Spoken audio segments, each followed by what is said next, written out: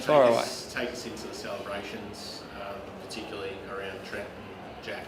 Well, it's only around Trent and Jack. It's funny. It was all week. It was an incredibly emotional week, and then just in the rooms now, you can still hear it there now. It sort of, to be honest, it feels like after a grand final.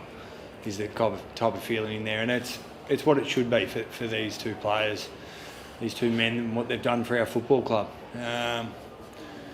So it's a hell of a celebration. Families, friends, everyone that's influenced their careers and part of the club. So it's great in there, and it's what it should be. Dusty was brilliant today. Did you feel like he was sort of playing for the occasion? He tried a bit harder, you reckon? He's look, I actually think he did. When I say that, I think he rises to the occasion, which he's shown over the years, right? And he was willing to do whatever it took today to make sure those boys got the win. It's incredibly selfless as well. He kicked 3 goals himself, but probably could have kicked a few more. But tried to get Koch and Jack a couple of goals each as well. Yeah, he did. He had to give Jack that one in the goal square because he couldn't kick any other ones, could he?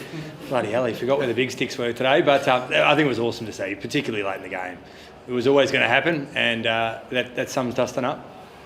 Message at 3/4 time, Andrew, is it basically needing more than the try really hard? Yeah, we have to win this for these boys, or is that did you just tap into the complete emotion of that moment, or? Look, we did. There was a little bit of method and some things that we had to just a bit of our ball use in that third quarter was a bit of we were just playing a bit fast, so we just sort of talked about that, got really clear on what we wanted it to look like, and then.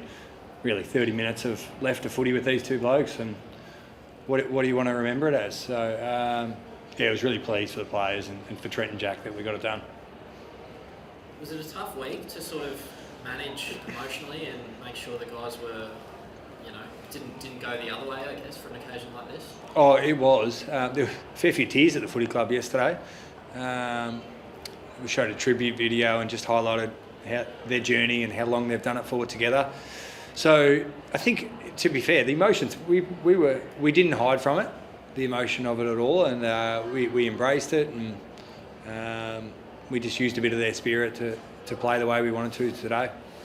I know you've spoken obviously a lot about them this week, but now that they've finished their last games, what kind of void do you think that's going to leave at the club? Those two players. Yeah. Look, they'll leave a massive void, particularly from a leadership point of view. That leadership a lot about is a lot about experiences, and those guys have lived a lot and seen a lot and seen when times are tough, and they've seen when times are good, and it's really hard to replace that type of leadership. So as good a footballers as they were, we'll probably miss them more as people and what they provided our group and our club. But as footy always happens, you just got to keep moving, and it will then give opportunity for the next person to step up. It does feel like this is the end of your season, but you've got one game to go. How do you tackle this week? And is it about how do you get energy into the group? We might have a few hungover blokes tomorrow, might we? Look, I think that's okay. I think we should celebrate tonight. But we spent a bit of time this week talking about what we wanted the 2-week block to look like. Seasons, obviously, finals are out of the equation, but I think it's bigger than that. You've got to look at it from a bigger picture and what you want to stand for. And so we had some great conversations around what we wanted the 2-week block to look like. So we'll just tap back into that when we get back into work on Monday or Tuesday. And the team will look different against Port, as you'd expect. And we'll just have a crack at it and try and finish the season off in the right way. Do you expect to be competitive next week?